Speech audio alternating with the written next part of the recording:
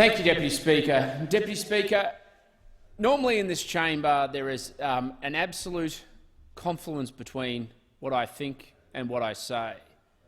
And I would just say on this occasion I'm going to reserve that judgment, particularly for the member for Wills, and politely caution him that Victorian Labor MPs coming into this chamber, virtually or otherwise, and lecturing this parliament about the measures that have been taken on COVID-19 should be done with extreme caution. Because the reality is this government has worked consistently to support the aged care sector during the COVID-19 pandemic.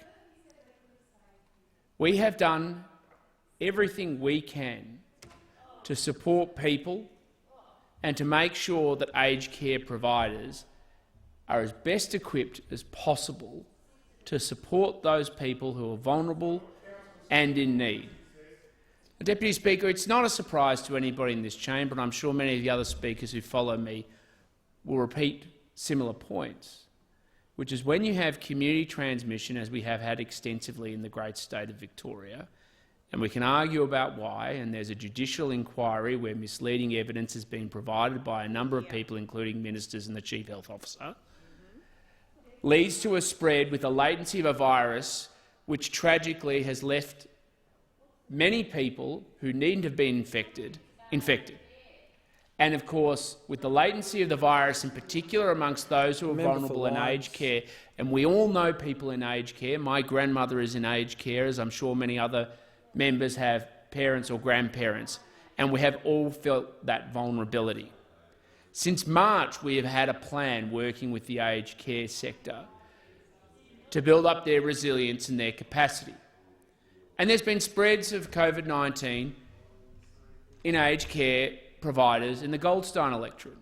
And I'm sure, like the members on the other side of this chamber, I've called those aged care providers and reached out a hand of support and said, if there's anything I can do to connect you to the department, to support getting access to the PPE that's desperately needed, to the Minister, and both the Minister for Aged Care and the Minister for Health have both been explicit in their preparedness to support and assist, answered any question and responded however is necessary.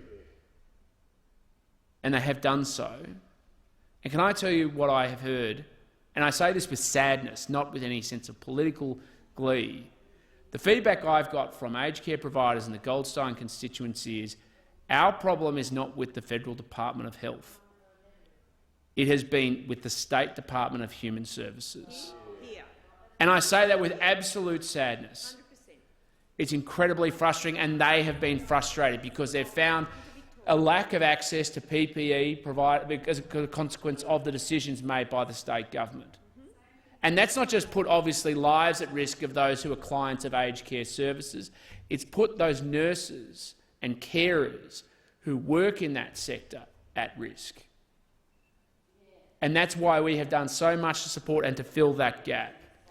But we say it as though it's some sort of event against a backdrop. The comments that have been made by the member for Franklin and the member for Wills are suggesting that this government has been negligent in support for aged care over a long period of time. And I'm sorry, it's just misleading this parliament. The minister has just gone through, step by step, the funding available to the aged care sector, a sector which works hard to support those people in need. And it actually belittles and demeans the members opposite, to belittle and demean the sector of people who literally go about every day giving the most support they can to assist people who are at a vulnerable stage of life. And when year after year we've had record increases in funding, in fact from 2012 to 2013 to next financial year, 103.2% increase in funding of total growth over that time, it's just irresponsible to come into this place and argue these cheap political talking points that come from the opposition. And I say that particularly when we look at the context against Victoria. I would have thought that all of us have different opinions about how we can manage this crisis. And yes, sometimes people think some people have done things wrong or not, and I certainly have very strong views, particularly in the context of the Victorian government. But our focus should be on what we can do and assist and that is where the Morrison government's focus has been. I call the member for foul.